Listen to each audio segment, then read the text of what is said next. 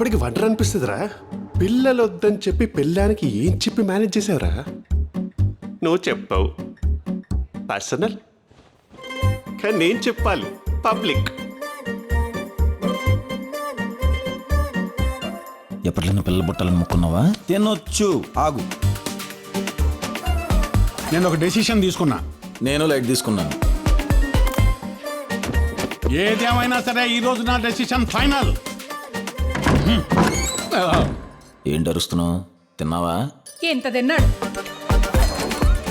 నీ వయసుకి వాడితో ఫ్రెండ్షిప్ ఏంట్రా? ఇంతకంటే వయసు గ్యాప్ ఉన్న వాళ్ళు పెళ్లి చేసుకోక దిక్కులేదు, ఫ్రెండ్షిప్ చేస్తేనే ప్రాబ్లం వచ్చిందా?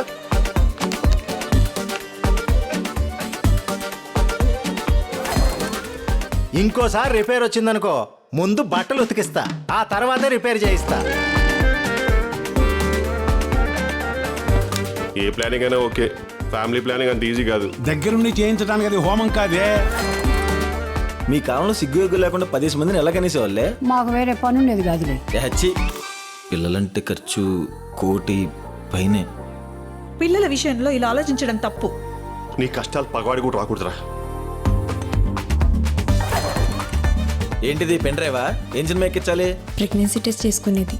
అయితే నేను నెల తప్పాను. ఈసారి తప్పకు.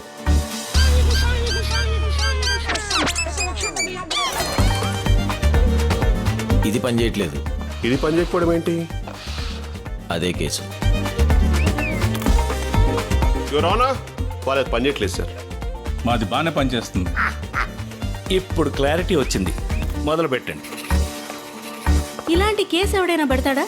అయినా ఇలాంటి వాడిని కాదు, వీడికి పెళ్లి చేశాడు చూడు, వీళ్ళ నాన్న అనాలి. నాన్నకేం సంబంధం అమ్మా?